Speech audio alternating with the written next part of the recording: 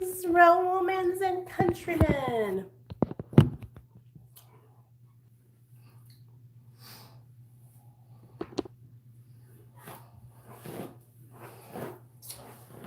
Hey guys, what's up? It's Nicole. Welcome back to my channel, Real Talk Recovery, where we talk about recovery from addiction and I share my life with you. So, we are going to talk about some videos that I have on my channel that I think you guys would really like, because I was thinking I have all these. Why is it doing that? All right, it's okay now. Hey, Merk.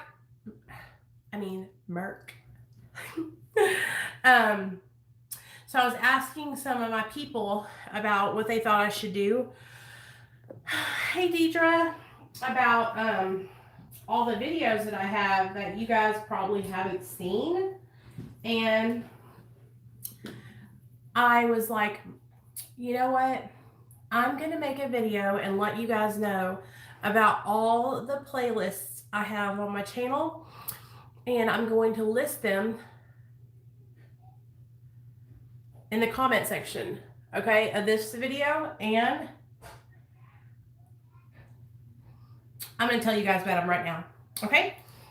So about a year ago when I first started my channel, I used to come on and tell these crazy story times from when I was in active addiction.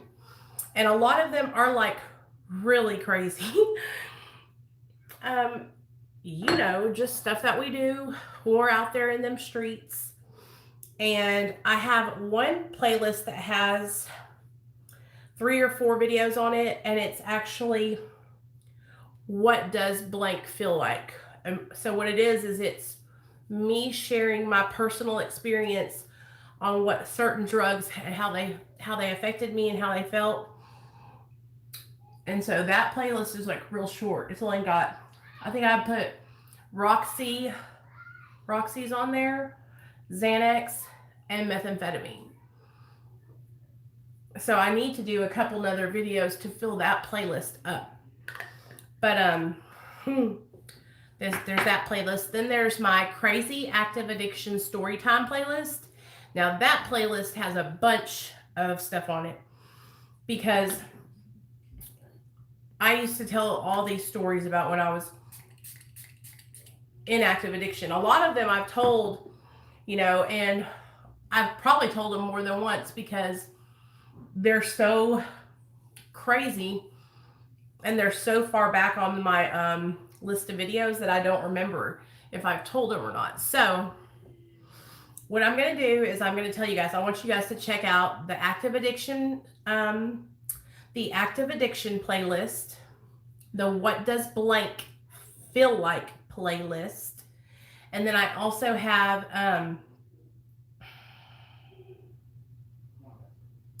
our big book study playlist from when we used to do our Alcoholics Anonymous big book reading. I used to do that every Monday.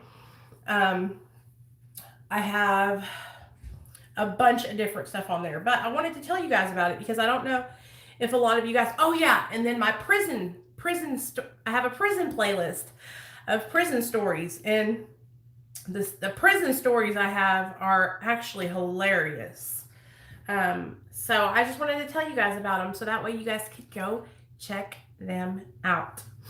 And while I've got you guys here for a second, I wanted to tell you guys about the Mara meeting that we're going to do tonight. So I hope you guys will be able to make it to the Mara meeting. Come hang out with us. Let's share, you know, how we're doing in our recovery and all that good stuff, what's working for us. And yeah, I just wanted to remind you guys, pop on and remind you guys. And wow, this concealer is white. Let's see how it looks. I don't know what's going on, but I feel like my cell phone, because I'm on my cell phone right now, I feel like it's lagging on the picture real bad. Like, I feel like it keeps making me look like I'm going in slow motion. You guys tell me, does it look bad? Anyway, so I've been working a lot this week, like at my regular job. And so I have been thinking a lot. You know, when I'm at work, I think about new ideas and stuff that I can do on my channel. And I was actually talking to Deidre on the phone, and we were talking about whether or not I should get a camera or just you. I don't know, you guys, because here's the thing. I'm starting to get nervous about this camera situation, because what if I don't know how to use it? I mean, I know I can learn how to use it, but it's like, what if I just got like an iPhone and started using an iPhone to record on? Would that be easier for me? Because it seems it's so easy for me to just come on and do live streams. That's what I really prefer doing. Now, I'm sure eventually one day I'll start, doing pre-recorded videos, but I really like coming on here and interacting with you guys and chatting and just talking about life and all that good stuff. So, Nate and Neil went to the dog park. I just got home, so I didn't feel like going. Somebody the other day was asking if I was going to have Neil on my channel, and I can't. For some reason, y'all, my husband is like very, very private. He doesn't want to. It's not that he's ashamed of his recovery or anything like that, but he's a lot more private, and he's a lot more, and he's more about being anonymous with his sobriety. You know what I mean?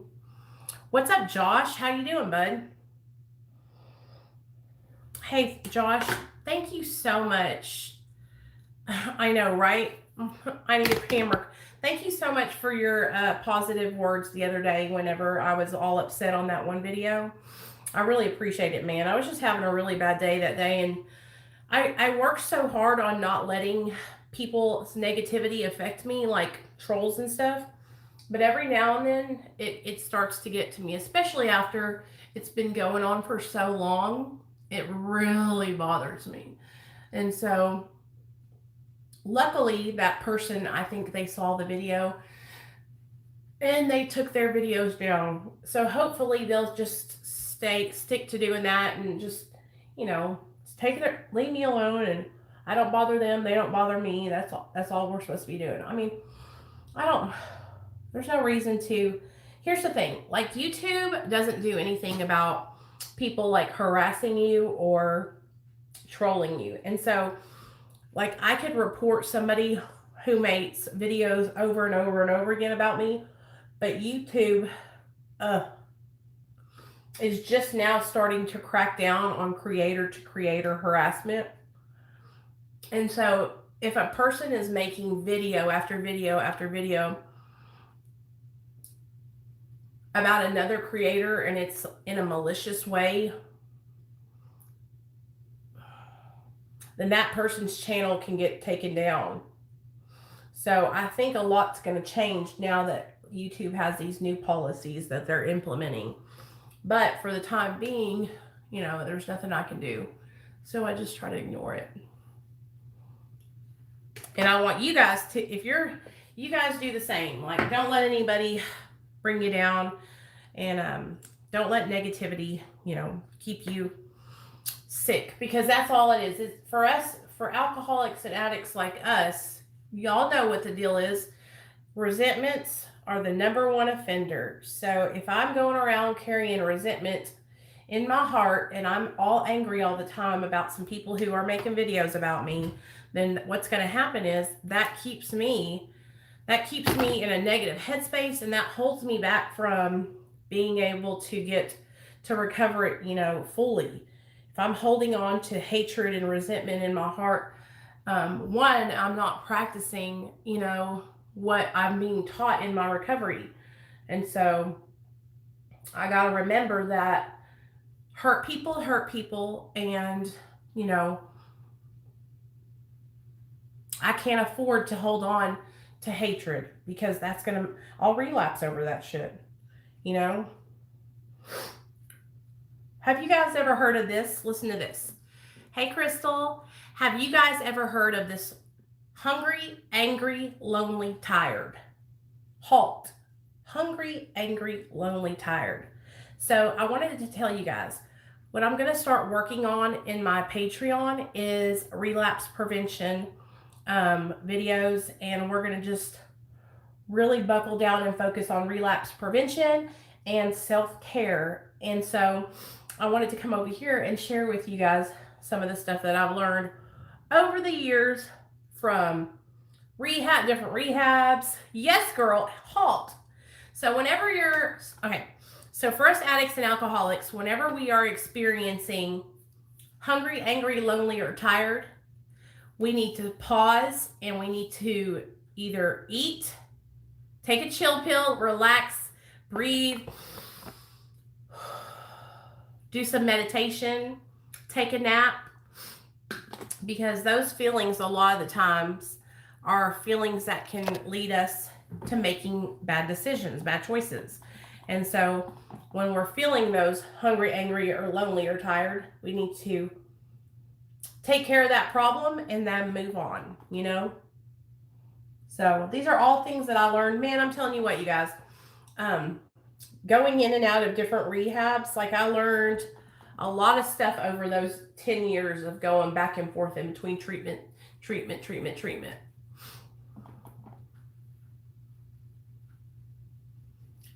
So what do you guys want to talk about tonight at the Mara meeting? I need to know, so that way we can pick a topic and be on the same page together. I was thinking, let me think.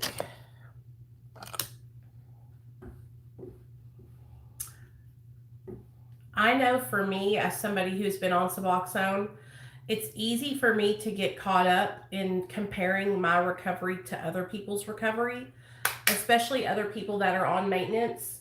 I'll ask them like, well, how many milligrams are you on? And they'll say, oh, I'm on 2 milligrams. And I'll say, oh, well, why are you only on 2?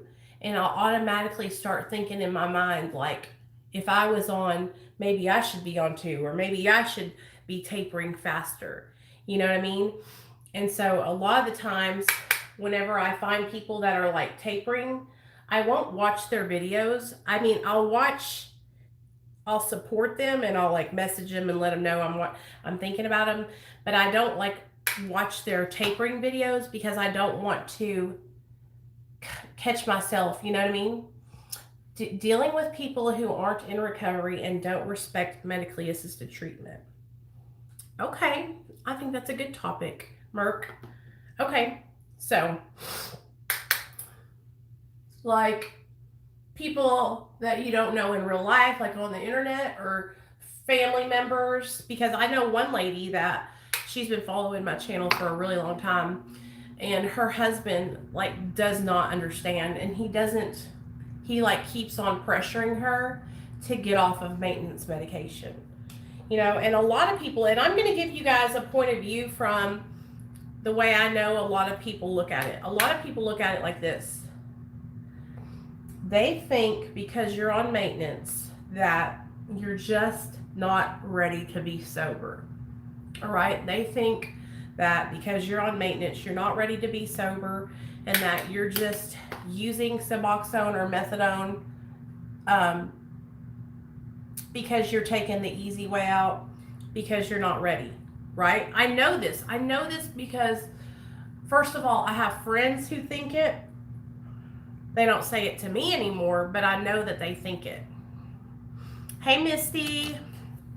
And they think because I'm on Suboxone that, and they used to, hey, Jason, they used to say it to my face. Like, people used to say to my face, like, you're not in recovery. Like, I don't even know why you're saying you're sober, because you're not, right? And people used to say that to me all the time. But now it's like, I feel like we're kind of breaking through a barrier with judgment and ridicule, and people are starting to see the benefits that medically assisted treatment has and how it helps so many people, and that there's really not any reason to judge anyone. You know what I mean? If I wasn't telling you I was on Suboxone, you wouldn't know. Hey, Daniel. Do you know what I'm saying? Like, And that's what we have to remind ourselves. Like, people wouldn't know if I wasn't telling them, you know? So, but that's what we're going to talk about. We'll talk about that tonight. Good topic, Merc. Good topic. Hey, Daniel, are you coming on tomorrow night? Is that right? Please help me. I'm totally, like, for some reason, I didn't write down in the calendar when we were texting back and forth that day. What day are you coming on? Is it tonight or tomorrow? Help me out here, homie. Or is it Monday? Yeah, I'm a complete mess, y'all. I totally haven't been keeping track of my appointments.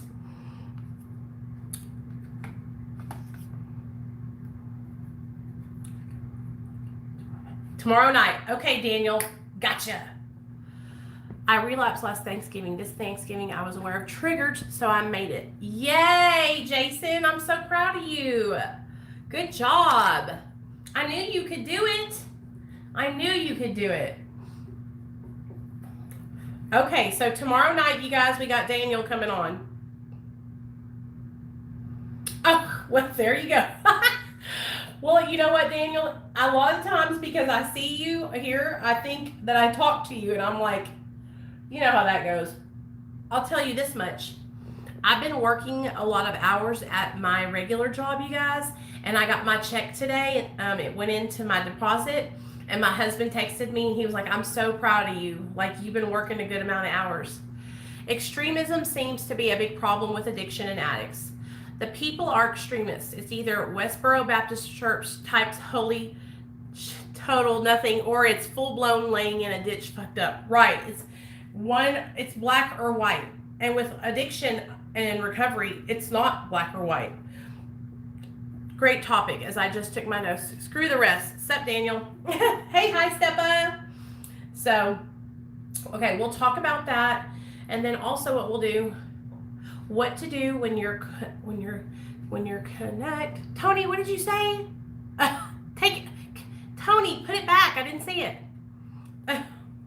I saw what to do when you're connect, and that's all I saw, Tony. I'm like, what is he asking me?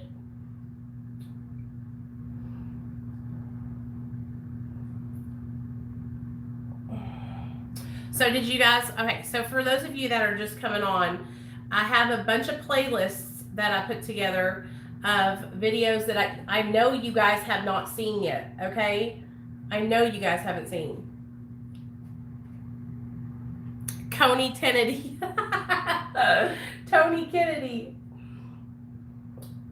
And I want you guys to go check out the playlists because I want you guys to watch those crazy story time videos. I know you guys are going to laugh your butts off. I know you will. And for those of you guys that haven't joined Jexie and I's Discord, well, it's her Discord, and then I have a Discord also. But Jexie's Discord is more active, so I've been really pushing her Discord. Finish it and post it by accident. What do you do when your Connect offers you free stuff like dealing with the temptation? Oh, gosh. I've totally been there. And listen to me, okay? I'm going to tell you something right now, Tony. If you have somebody in your life that's still offering you free substances, you need to get them away from you, okay? So we're going to talk about, tonight at the meeting, we're going to talk about dealing with temptation, and we're going to talk about people who don't understand maintenance medication and who are judgmental and just say stupid ass shit. Yes, I know it's hard. That's what I was gonna say. Me too. That's what I'm gonna say. But we're going to talk about that tonight, okay? We're going to talk about temptation because in a perfect world, none of us would ever be tempted, and our whole situation would be, you know, we would be totally away from all drugs. We would totally never see anybody who used, and we would just, everything would be perfect, right? But that's not always the case. So tonight we'll talk about temptation, okay? And like I was I'll tell you guys a couple stories tonight, but there's some times where I was holding on to relationships that with people who were still using, and it almost cost me my sobriety, you guys. It really did.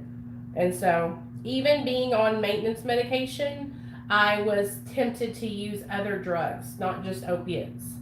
And so, and usually that's what it happens, is that I'll go and I'll be around somebody who's on Xanax or on methamphetamine, you know. Nothing is free. This person has an angle. They know that I just need one taste and I'll be back. Exactly. They're trying to get you hooked again. And once they get you hooked, they know you're going to be a regular customer. You know what I mean? And that this time of year, you guys, that's what a lot of drug dealers are looking for. They're looking to get their customers back. And all of us, I know you guys were like I am. We were good customers. You know? Shoot, I used to pay my damn drug dealers rent and car payment for a long time, you guys. For a long time. Me and Neil, before we got sober, shoot, we would hustle up money and pay. My drug dealer was making bank off of us. And I was with him for like years, the same guy. You know, I bought from the same guy for so many years. So just think about how disappointed he was to see me go. I made a video probably about 4 months ago, and it was called "To Get Me Hooked Again" or anything. It was just a casual thing. I'm friendly with him since school, but I think blocking the temptation is the best choice. Absolutely. I think so too. It's hard though, you know what I'm saying? I understand. We're only human, and sometimes those situations are going to come up. It's just best to share it with other people. Pay ours, but pay theirs. I know, High Steppa. So that's what I think about a lot. I think about all the money down the drain, all the money that I gave to those people that, shoot, they probably put their kids through college on me. You know what I mean? One time I was in treatment. I can't remember which treatment center it was. I think it was RCA. And they had us write down how much we spent in a day on drugs, and then they had us see how much we spent in a week, and then we times it by the year, you know, to see how much we spent a year. And it was so crazy because, you know, you think in your mind, well, I don't even make that much. But when you're an addict, you might not get paid that much, but that doesn't mean you can't make it happen. How many of you guys wouldn't even have a job, but you could make it happen? You could get that money up to make it happen. I cannot tell you guys, I was the master of pulling money out of nothing.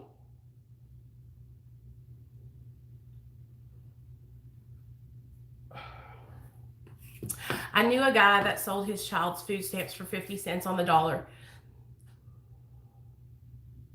Josh, I had food stamps and I did the same thing. I don't have them anymore. But I had them and I did the same thing. Sold them for 50 cents on the dollar. I think this was before I had my son. No, this was when had my son. You guys know how I am. I always tell you that I'm going to be honest. I had food stamps and I would sell them for 50 cents on the dollar. But we lived with my mother and father-in-law, so they always had food, you know what I mean?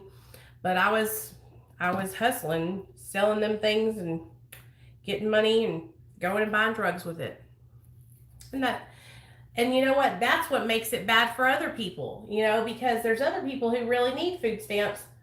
Then there's people like me out there who are selling them, and that keeps other people who need them from getting them.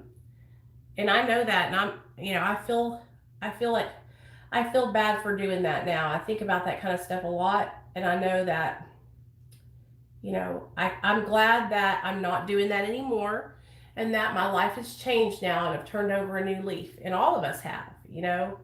But these are the things that we did when we were out there. We would do all kinds of things to get our next hit, you know. And you know what, Josh? That was one of the best ways to get. Hey, Kim. Hey, Great Dane. That was one of the easiest ways to get drugs because I knew I would get that card at the beginning of every month, you know. Oh, Lord. Thank goodness I don't have to do that anymore. Thank goodness we don't have to live like that anymore. Can I get an amen? Can I get an amen? Yeah. Okay. Sorry. Sometimes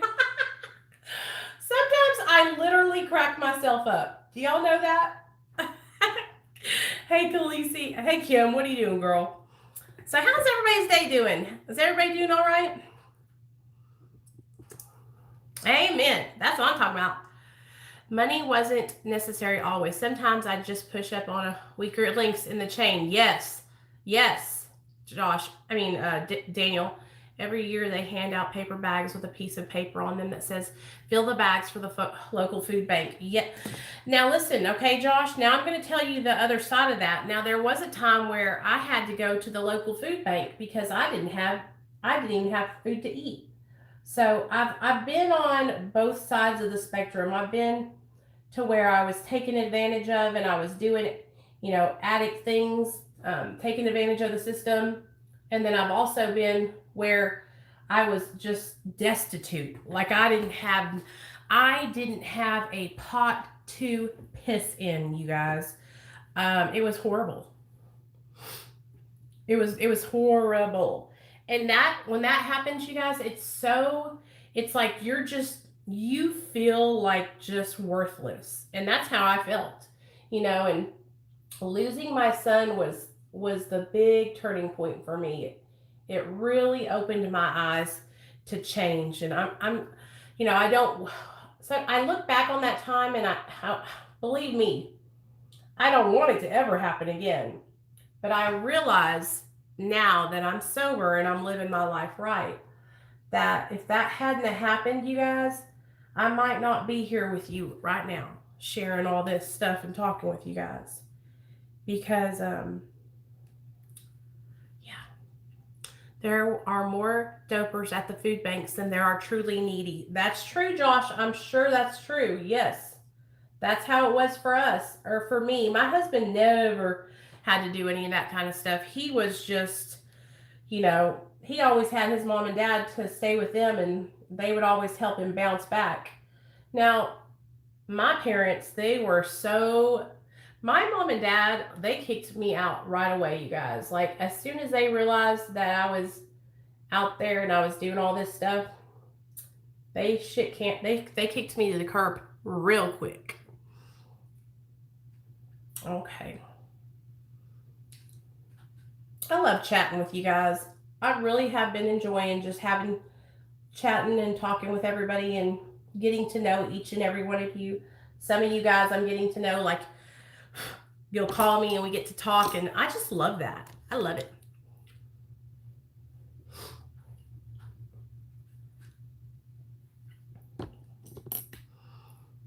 Hey, Big Easy. Daniel, that is where the gratitude comes from. You are exactly right.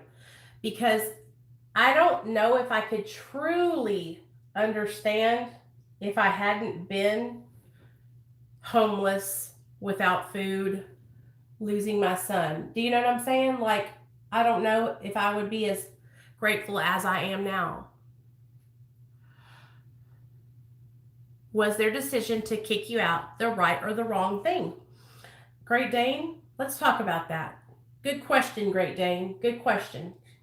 So, my mom and dad kicked me out. I was probably, I graduated high school 17, 18 years old. I stayed at their house till I was about 20, 21 because I was going to college. Remember, they allowed me to stay at their house as long as I was enrolled in college. So I was enrolled in college and then I dropped out at 21. No, I was 20. Sorry, I was 20 because I had already dropped out when we went to California to see my mom's side of the family.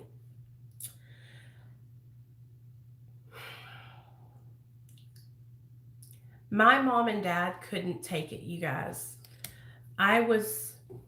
First of all, I was a liability to my family.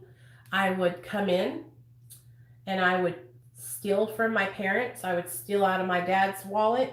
I would break into my dad's safes. I would steal my dad's credit cards.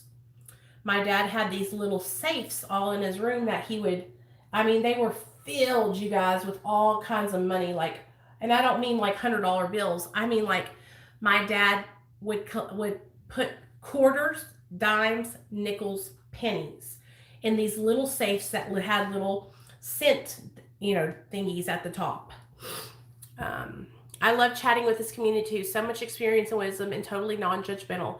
Yes, no judgment here, you guys. And I think that's what it's really important, because it's easy to come on YouTube and like bark things at people and like preachy and stuff, but people they're not going to hear the message. And that's the thing, is like, I want you guys to know that, their recovery is possible, and that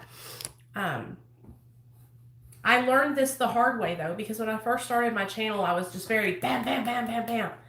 My delivery is a little bit more softer now. So anyway, let's talk about it.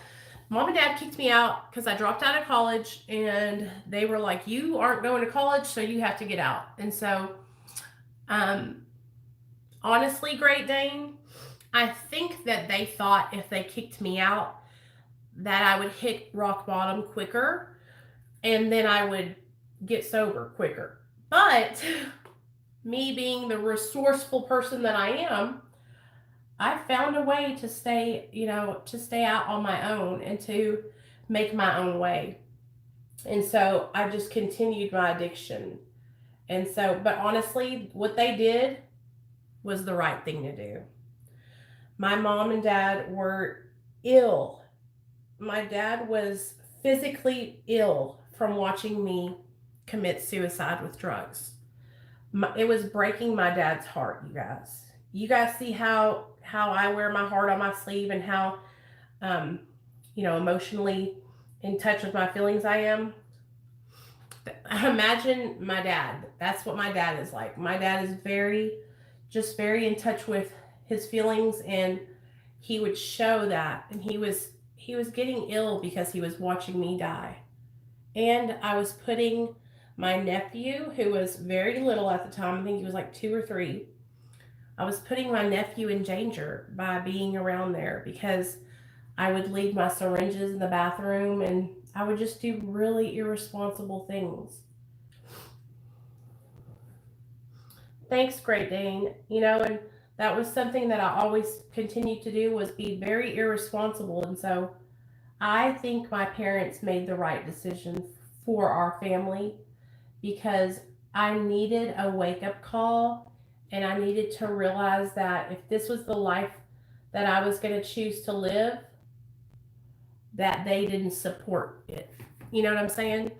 And by kicking me out, it was a wake-up call, and made me realize that they knew what I was doing, and they weren't supporting it. They were not there for it. Hey, Caleb. Good job. I appreciate you. We'll be on tonight at 7 for our Mara meeting if you're not busy, Caleb, okay? And then tomorrow night, Daniel's coming on to share his story, some more of his story. So I know you really enjoyed his last story, so tomorrow night we'll have him back on.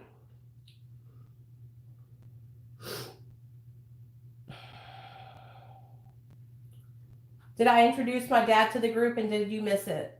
Oh, yesterday, no. My dad had to work, you guys. He had to work for Thanksgiving. So, we're going up there on Christmas Eve, because guess what else? He has to work on Christmas. So, me, Neil, and Nate are going to go up there Christmas Eve, and we're going to spend Christmas Eve with my mom and dad. So, you guys will get to see that, because I'm going to vlog us being up there.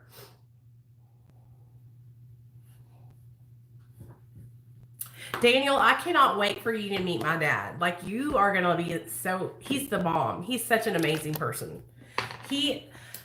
I'm like a daddy's girl. Do you know what I'm saying? Like, not that I choose favorites or anything, but like, I feel like me and my dad are just so much alike.